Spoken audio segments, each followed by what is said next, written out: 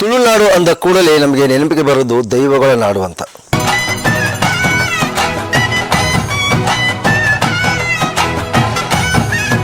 ಸಾಮಾನ್ಯವಾಗಿ ಈ ಭಾಗದಲ್ಲಿ 10 ಹಲವು ವಿಭಿನ್ನವಾದಂತಹ ಮತ್ತು ಪವಾಡವುಳ್ಳಂತಹ ದೈವಿಕ ಸ್ಥಳಗಳು ಕೂಡ ಇದ್ದಾವೆ.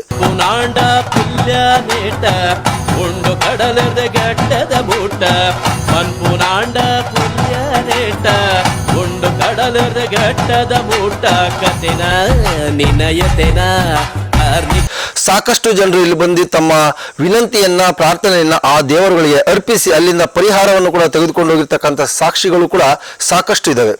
ಅಂತಹದೇ ಒಂದು ಸ್ಥಳ ಶ್ರೀ ಕ್ಷೇತ್ರ ಆಗಿರ್ತಕ್ಕಂಥ ಉಡುಪಿ ಜಿಲ್ಲೆಯ ಹೆಬ್ರಿ ತಾಲೂಕಿನ ಶಿವಪುರ ಗ್ರಾಮದ ಮುಳ್ಳುಗುಡ್ಡೆ ಶ್ರೀ ಸ್ವಾಮಿ ಕೊರಗಜ್ಜ ಇರ್ತಕ್ಕಂಥ ಸನ್ನಿಧಿಗೆ ನಾವಿವತ್ತು ಬಂದಿದ್ದೀವಿ.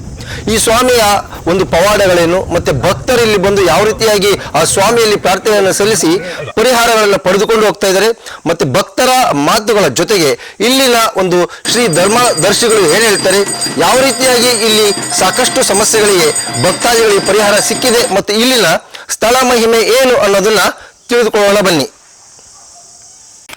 ಎಲ್ರಿಗೂ ನಮಸ್ತೆ. ನನ್ನ ಹೆಸರು ಯಶೋಧರ್ ಅಂತೇಳಿ, ನಾನು ಡೆಪ್ಟಿ ರೇಂಜ್ ಫಾರೆಸ್ಟ್ ಆಫೀಸರ್ ಶಿವಮೊಗ್ಗದಲ್ಲಿ ವರ್ಕ್ ಮಾಡ್ತೀನಿ. ನನಗೆ ನಮ್ಮ ಸ್ಟಾಫು ನಮ್ಮ ಆಫೀಸ್ ಸ್ಟಾಫ್ ಒಬ್ಬರು ಬರ್ತಾಯಿದ್ರು, ಕರ್ಕೊಂಬಂದರು. ನನ್ನ ವೈಯಕ್ತಿಕವಾಗಿ ಆಗಿರೋ ಅನುಭವ ಅಂತ ಹೇಳ್ತೀನಿ. ಸುಮಾರು ನಮಗೆ 9 ಇಯರ್ಸ್ ಆಗಿತ್ತು ಮದುವೆಯಾಗಿ. ನಮ್ಮ ಮನೇಲಿ ಒಂದು 5 ಟೈಮ್ಸ್ ಅಬಾರ್ಷನ್ ಆಗಿತ್ತು, ನಿಲ್ತಾ ಇರಲಿಲ್ಲ, ಪ್ರೆಗ್ನೆನ್ಸಿ ನಿಲ್ತಾ ಇರಲಿಲ್ಲ. ನಮ್ಮ ಸ್ಟಾಫ್ ಇಲ್ಲಿ ಬನ್ನಿ ಸರ್ ಅಂತ ದೀಪಾವಳಿಗಿಂತ 1 ತಿಂಗಳು ಮುಂಚೆನೇ ಪ್ರೆಗ್ನೆಂಟ್ ಆದರು. ಈಗ ಡೆಲಿವರಿ ಇದೆ, ಇನ್ನೊಂದು 5 ಡೇಸಲ್ಲಿ ಡೆಲಿವರಿ ಇದೆ. ಆಮೇಲೆ ಅದಾಗಿದ ಮೇಲೆ ನನ್ನ ನಂಬಿಕೆ ಇನ್ನೂ ಬಲವಾಗೋಯ್ತು. ನೆಕ್ಸ್ಟು ನಾವು ಹಾಸ್ಪಿಟಲಲ್ಲಿ ಸ್ಕ್ಯಾನಿಂಗ್ ಮಾಡಿಸುವಾಗ ಪ್ರತಿ ಸರಿನೂ 3 ತಿಂಗಳಿಗೆ ಅಬಾರ್ಷನ್ ಆಗ್ಬೇಕಾದ್ರೆ ಡಾಕ್ಟ್ರು ಒಂದು ಟೈಮ್ ಸ್ಕ್ಯಾನಿಂಗ್ ಮಾಡಿ ಭಾಳ ಸೀರಿಯಸ್ ಆಗಿ ಹೋಗ್ತಾಯಿದ್ರು, ಏನೂ ಹೇಳ್ತಿರಲಿಲ್ಲ ವಿಷಯ. ನಾನು ಮತ್ತೆ ಕಣ್ಣೀರು ತುಂಬ್ಕೊಂಡು ಮತ್ತು ನಾನು ಸೋತೋದೆ ಅಂತಂತೇಳಿ ಈ ಕಟ್ಟಿರೋ ಈ ದಾರನ ನಂಬಿಕೆ ಕಳ್ಕೊಂಡು 1 ಗಂಟೆ ಬಿಚ್ಚಾಕೋದು. ಅಷ್ಟೊತ್ತಿಗೆ ಡಾಕ್ಟ್ರು ಬಂದು ಮತ್ತೆ ಇಲ್ಲ, ಮಗು ತುಂಬ ಚೆನ್ನಾಗಿದೆ, ಬೆಳವಣಿಗೆ ಇದೆ ಅಂದರು. ಇನ್ನೂ ನಂಬಿಕೆ ಗಟ್ಟಿಯಾಗೋಯ್ತು. ಅವಾಗಿಂದ ನಾನು ಸುಮಾರು 1 ವರ್ಷದಿಂದ ಈ ದೇವಸ್ಥಾನಕ್ಕೆ ಬರ್ತಿದ್ದೀನಿ. ತುಂಬ ಒಳ್ಳೆಯದಾಗಿದೆ. ಮೊನ್ನೆ ರೀಸೆಂಟಾಗಿ ಒಂದು ವೀಕ್ ಕೆಳಗಡೆ ನಾನೊಂದು ಆಫೀಸ್ ಫೈಲೆಲ್ಲ ಕಳ್ಕೊಂಡಿದ್ದೆ. ನಾನು ಎಲ್ಲಿ ಹುಡುಕಿದ್ರೂ ಸಿಗ್ತಾ ಇರಲಿಲ್ಲ. ನಾನೆಲ್ಲ ದಾರಿಲಿ ಬೀಳ್ಸ್ಕೊಂಡು ಬಿಡಿ ಸಿಗ್ತಾ ಇಲ್ಲ ಅಂತೇಳಿ ಕೊನೆಗೆ ಕೈ ಮುಖಂಡೆ, ಅಜ್ಜರೇ ಫೈಲ್ ದಯವಿಟ್ಟು ಸೇಂಗ್ ಮಾಡಿ, ಇನ್ನೇನು ದಾರಿಲಿ ಬಿದ್ದರೆ ಇನ್ನೇನು ಸಿಗೋದಿಲ್ಲ, ಮುಗಿದೋಯ್ತು, ಸಿಕ್ಕರೆ ಇದು ಮಾಡಿ ಅಂತ. ನಾನು ಇದೊಂದು ಜಸ್ಟ್ ವಾಶ್ರೂಮಿಗೆ ಹೋಗಿ ಮುಖ ತೊಳಿತಾ ಇದ್ದೆ. 10 ನಿಮಿಷದಲ್ಲಿ ಆಫೀಸಿಂದ ಫೋನ್ ಮಾಡಿದೆ, ಸರ್ ಅದು ಕಳೆದೋಗಿರೋ ಫೈಲ್ ಸಿಕ್ತು ಅಂತೇಳಿ.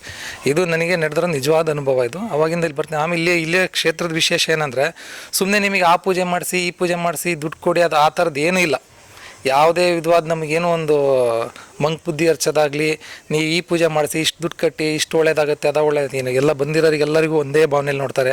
ಬಡವ ಶ್ರೀಮಂತ VIP ಆ ಥರ ಇಲ್ಲ, ಎಲ್ಲರನ್ನೂ ಸಮಾನವಾಗಿ ನೋಡ್ತಾರೆ. ಎಲ್ಲರೂ ಪ್ರತಿದಿನವೂ ಇಲ್ಲ ಅನ್ನ ಸಂತರ್ಪಣೆ ಇರುತ್ತೆ. ತುಂಬ ಒಳ್ಳೆಯದಾಗಿದೆ. ನೀವು ನಿಮ್ಮ ನಂಬಿಕೆ ಇದ್ದರೆ ಖಂಡಿತ ಒಳ್ಳೆಯದಾಗುತ್ತೆ.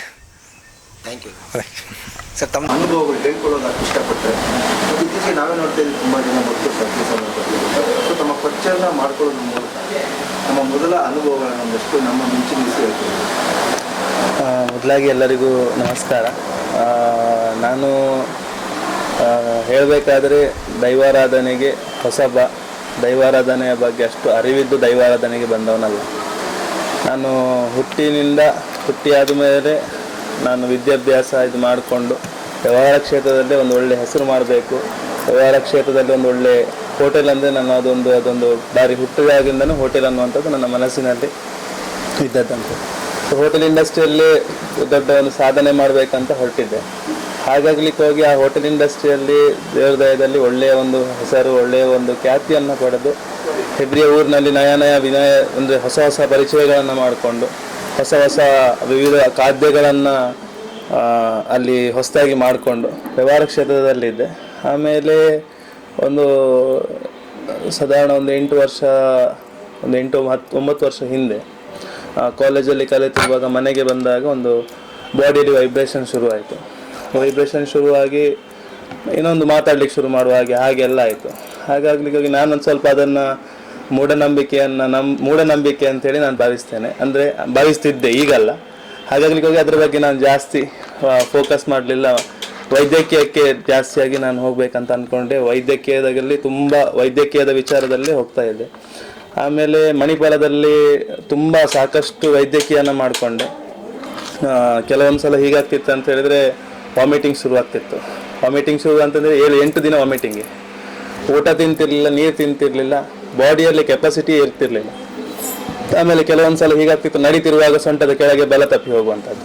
ವೈದ್ಯಕೀಯದಲ್ಲಿ ನೋಡುವಾಗ ಯಾವುದು ಕಾಯಿಲೆ ಇಲ್ಲ, ನಾರ್ಮಲ್. ಮತ್ತೆ ನೋಡಿ ಮತ್ತೆ ಪ್ರಶ್ನೆಯಲ್ಲಿ ಇಲ್ಲೊಂದು ಪ್ರಶ್ನೆ ಮುಖಾಂತರ ಕೇಳಿದಾಗ ಒಂದು ಆಕರ್ಷಣೆ ಉಂಟಾಗಿದೆ. ಅದು ಈ ಥರ ಇರಬೇಕು, ಒಂದು ತೀರ್ಥಸ್ನಾನ ಮಾಡಿ ಅಂತ ಹೇಳಿದ್ರು. ತೀರ್ಥಸ್ನಾನ ಮಾಡುವಾಗ ವೈಬ್ರೇಷನ್ ಜಾಸ್ತಿ ಆಯಿತು. ಮತ್ತು ಆ ತೀರ್ಥಸ್ನಾನ ಮಾಡಿ ಆದಮೇಲಿಂದ ರಾತ್ರಿ, ಈಗ ನಾಳೆ ಆಗೋದನ್ನು ಮುಂಚಿನ ದಿವಸ ಅನುಭವಿಸೋಕ್ಕಾಗೋದು, ಆ ಥರ ತುಂಬ ವ್ಯವಸ್ಥೆಗಳು ಆಗ್ತಾಯಿತ್ತು. ಆಮೇಲೆ ಇದರ ಬಗ್ಗೆ ವಿಮರ್ಶೆಯಲ್ಲಿ ಹೀಗೆ ಮಾಡ್ಬೇಕಂತ ಹೇಳಿದ್ದು. ನಮ್ಮ ಇಲ್ಲಿ ತುಳುನಾಡಲ್ಲಿ ಹೇಗಂತ ಹೇಳಿದ್ರೆ, ನಮಗೆ ಪ್ರತಿಯೊಂದು ಕುಟುಂಬಕ್ಕೂ ಒಂದು ದೈವ ಅಂತ ಇರ್ತದೆ. ನಮಗೆ ಒಂದು ಯಾವುದೇ ಒಂದು ಕಾರ್ಯ ಮಾಡಬೇಕಾದ್ರೂ ಅದರ ಹಕ್ಕು ಬೇಕು ನಮಗೆ. ಹಾಗೆಯೇ ನಮ್ಮ ಅಮ್ಮನ ಕುಟುಂಬದ ದೈವದಲ್ಲಿ ಮರ್ಲಜುಮಾರಿ ಅಂತ ಬರ್ತದೆ. ಕೊನೆಗೆ ನಾನು ಅವರ ಪಾದಕ್ಕೆ ಹೋದೆ, ನನಗಿದು ಆಗೋದಿಲ್ಲ ಮಾಡಲಿಕ್ಕೆ, ನನಗೆ ಒಳ್ಳೆ ಪ್ರಸಾದ ಕೊಟ್ಟು ನೀನು ನನ್ನನ್ನು ಕಾಪಾಡಬೇಕು ಅಂತ. ಆ ಹೊತ್ತಿನಲ್ಲಿ ಅಲ್ಲಿ ಸಹ ಪ್ರಸಾದ ನನಗೆ ಬರಲಿಲ್ಲ, ನಂಬಲೇಬೇಕಂತ ಆಯಿತು. ಆಮೇಲೆ ಸಣ್ಣ ಮಟ್ಟಿಗೆ ಆಯಿತು, ನಂಬ್ತೇನೆ, ನನ್ನ ವ್ಯವಹಾರ ನಾನು ಬಿಟ್ಬೋದಿಲ್ಲ, ಸಣ್ಣ ಮಟ್ಟಿಗೆ ನಂಬ್ತೇನೆ ಅಂತೇಳಿ ನಂಬಲಿಕ್ಕೆ ನಂಬಿದ್ವಿ. ಸಂಸದವರು ಊರಿನವರೆಲ್ಲ ಸೇರಿದ್ರು, ನಂಬಿದ್ವಿ. ಪ್ರತಿಷ್ಠಾಪನೆ ಆಯಿತು. ಪ್ರತಿಷ್ಠಾಪನೆ ಆಗಿ ಬರುವಾಗ ನಾನೊಂದು ದೇವರ ಸಂಕಲ್ಪ ಹೀಗೆ ಮಾಡಿದ್ದೆ, ನಾನು ಬರ್ತೇನೆ, ಹೋಟೆಲೆಲ್ಲ ಬಿಟ್ಟು ಬರ್ತೇನೆ, ಅದರಿಂದ ಕನಿಷ್ಠ 4 ಜನಕ್ಕಾದರೂ ಈ ಜಾಗದಲ್ಲಿ ಅನ್ನದಾನ ಮಾಡಬೇಕು ಅಂತ ನನ್ನ ಸಂಕಲ್ಪ ಇದ್ದದ್ದು ಅದೇ. ತುಂಬ ಸರ್ತಿ ಬಂದಿದ್ದೇನೆ. ಅಂದರೆ ನನ್ನ ಅಪ್ಪ ನಂಬಲಿಕ್ಕೆ ಶುರು ಮಾಡಿದ್ದು ನಿಧಾನ ನನಗೆ ಸಹ ಅದರ ಮೇಲೆ ಜಾಸ್ತಿ ನಂಬಲಿಕ್ಕೆ ಬರ್ತದೆ. ಈಗ ಅಜ್ಜನ ನಂಬಿದರೆ ನಮಗೇನಾದರೂ ಒಂದು ಡೌಟ್ ಇರ್ತದೆ, ನಮ್ಮ ಫ್ಯೂಚರ್ ಬಗ್ಗೆ ಆಗಿರ್ಬೋದು, ಏನೇ ಒಂದು ಅದು ಎಂಥದೇ ಆಗಿರಲಿ, ಅಜ್ಜನ ಹತ್ರ ಒಂದು ಬೇಡಿದರೆ ಸಾಕು, ಅಜ್ಜ ನನಗೆ ಈ ಥರ ಒಂದು ಡೌಟ್ ಉಂಟು, ನಾನು ಎಂಥ ಮಾಡಬೇಕು ಅಂತ. ಅದು ಇಂಡಿಕೇಶನ್ ಹೇಗಿರ್ತದೆ ಅಂತ ಹೇಳಿದ್ರೆ, ನೀನು ಈ ಕೆಲಸ ಮಾಡಬೇಕಾ ಮಾಡಬಾರ್ದಂತ, ಅದು ಒಂದಲ್ಲ ಒಂದು ರೀತಿಯಲ್ಲಿ ನನಗೆ ಇಷ್ಟುವರೆಗೂ ಅವ್ರು ಇಂಡಿಕೇಶನ್ ಕೊಟ್ಟಿದ್ದಾರೆ.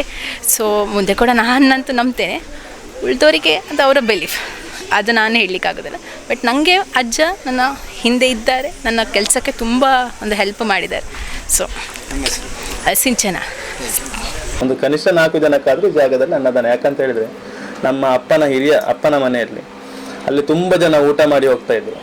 ಅಂದರೆ ಇಲ್ಲಿ ಪಾಂಡುಕಲ್ಲು ಅಂತೇಳಿ ಊರುಂಟು, ವರ್ಷಕ್ಕೊಂದ್ಸಲ ಹರಕೆ ಆಗ್ತದೆ. ಆ ಹೊತ್ತಿನಲ್ಲಿ ತುಂಬ ಜನ ಆ ಹರಕೆಗೆ ಊರಿಂದ ಪರವೂರಿಂದ ಎಲ್ಲ ಬಂದು ನಮ್ಮ ಮನೆಯಲ್ಲಿ ಊಟ ಮಾಡಿ ಹೋಗ್ತಿದ್ರು. ಅದು ಕಾಲಕ್ರಮೇಣ ವ್ಯವಸ್ಥೆಗಳು ಬದಲಾವಣೆಯಲ್ಲಿ ಅದೆಲ್ಲ ಸ್ವಲ್ಪ ಕಮ್ಮಿಯಾಗಿ ಹೋಗಿತ್ತು. ಅದೊಂದು ಮನಸ್ಸಲ್ಲಿ ನೋವಿತ್ತು, ಅಲ್ಲಿಂದ ಇಲ್ಲಿಗೆ ಬರಬೇಕಂತ. ಹಾಗೆ ಆಮೇಲೆ ಅದು ಇಲ್ಲಿ ದೇವರ ಪ್ರತಿಷ್ಠಾಪನೆ ಆಯಿತು. ಆಮೇಲೆ ಮಂತ್ರದೇವತೆ ಅಮ್ಮಂದು ಪ್ರತಿಷ್ಠಾಪನೆ ಆಯಿತು. ಚಾಮುಂಡಿಗುಳಿಗೆ ಜಾಗದ್ದು ಅಂತೇಳಿ ಅದು ಸಹ ಒಂದೊಂದೇ. ಅದು ಹೇಗಂತ ಹೇಳಿದರೆ, ಒಂದು ಸಲ ನೀವು ಪುಸ್ತಕ ಹಿಡ್ಕೊಂಡ್ರ ಮೇಲೆ ಪುಟ ತಿರುಗಿಸಿದ ಹಾಗೆ ಒಂದೊಂದೇ ನಿಮಗೆ ವಿಷಯಗಳು ತಿಳಿತಾ ಹೋಗ್ತದೆ. ಅದೇ ರೀತಿ ನಮಗೆ ಫಸ್ಟಿಗೆ ಸಿಕ್ಕಿದ ಪುಸ್ತಕ ಕೊರಗಜ್ಜ ಅನ್ನುವಂಥ ಲೆಕ್ಕಾಚಾರ, ಅವರ ಪುಸ್ತಕ ನಮಗೆ ಸಿಕ್ಕಿದ್ದು. ಪುಟ ತಿರ್ಸಿದ ಹಾಗೆ ಮಂತ್ರದೇವತೆ, ಚಾಮುಂಡಿ, ಗುಳಿಗ ಅನ್ನುವಂಥ ನಿರ್ಣಯಕ್ಕೆ ಈಗ ಬಂದು ನಿಂತಿದೆ. ಅದಾದಮೇಲೆ ಕ್ಷೇತ್ರದಲ್ಲಿ ನಾಗನ ಚಿಹ್ನೆ ಮೂಡಿತಿತ್ತು. ಇದು ಮೊದಲು ಕೆಲವೊಂದು ಇದರಲ್ಲಿ ನಾನು ಹೇಳಿದ್ದೆ, ನಾಗಂದು ಭಾವಚಿತ್ರ ಬಂತು, ನಾಗನ ಹಿನ್ನೆಲೆ ಬಂತು. ಹಾಗೆ ನಾಗದೇವರ ಅನುಗ್ರಹನೂ ದೇವರ ದಯದಲ್ಲಿ ಮಣ್ಣಿನಲ್ಲಿ ಆಗ್ತಾ ಉಂಟು. ಹಾಗೆ ಪ್ರತಿಷ್ಠಾಪನೆ ಆಯಿತು. ಒಂದು 20 ಜನಕ್ಕೆ ಶುರು ಮಾಡಿದ ಅನ್ನದಾನ ನಾವು ಮನೆಯವರೇ ಮಾಡ್ತಿದ್ವಿ ಅಡಿಗೆ. ಈಗ ತಿಂಗಳಿಗೆ ಒಂದು 1000 ಜನಕ್ಕೆ ಅನ್ನದಾನ ಆಗುವಂಥ ಯೋಗಪ ನೀವು ನೋಡಿದ್ರು, ನಿನ್ನೆಯಿಂದ ನೋಡಿದ್ರು ಎಷ್ಟು ಜನ ಬರ್ತಾರೆ, ಊಟ ಮಾಡ್ತಾರೆ. ಯಾರು ಬಂದರೂ ಸಹ ಇಲ್ಲಿ ಊಟಕ್ಕೆ ನೀರಿಗೆ ಮೋಸ ಮಾಡಲಿಕ್ಕಿಲ್ಲ, ಯಾವುದಕ್ಕೂ ಮೋಸ ಮಾಡಲಿಕ್ಕಿಲ್ಲ. ಧರ್ಮವೇ. ಯಾರು ಬಂದರೂ ಸಹ ಪ್ರಶ್ನಾ ಚಿಂತನೆ ಇದ್ದರೆ, ಅಪಾಯಿಂಟ್ಮೆಂಟ್ ಇದ್ದರೆ ಮಾತ್ರ ಮಾತುಕತೆ. ನೀವು ನೋಡ್ತಾ ಇದ್ರಿ, ಎಷ್ಟೇ ದೊಡ್ಡ ಶ್ರೀಮಂತ ಬರಲಿ, ಎಷ್ಟೇ ಪಾಪದ ಬಡ ಬರಲಿ, ಎಲ್ಲರಿಗೂ ಒಂದೇ ಥರದ ನಿರ್ಧಾರ, ಒಂದೇ ಥರದ ನಿರ್ಣಯ.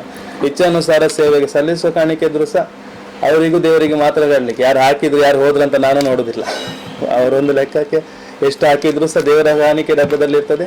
ಹಾಕಲಿಲ್ಲಾದ್ರೂ ಸಹ ಅದು ಯಾರು ಕೇಳುವವರಿಲ್ಲ ಪದ್ಧತಿ, ಅವರ ಇಚ್ಛಾನುಸಾರ. ಹಾಗೆ ಅದೇ ಕ್ರಮದಲ್ಲಿ ಒಂದು ಧರ್ಮದ ಪ್ರಕಾರ ನಡಿಬೇಕಂತೇಳಿ ಆಸೆಯಲ್ಲಿ ನಡೆಸ್ತಾ ಇದ್ದೇನೆ. ಧರ್ಮವನ್ನು ಉಳಿಬೇಕು ಅನ್ನುವಂಥ ನಿರ್ಣಯದಲ್ಲಿ ನಡೆಸ್ತಾ ಇದ್ದೇನೆ. ಹಾಗೆ ನಡೀತಾ ಹೋಗ್ತಾ ಇದೆ.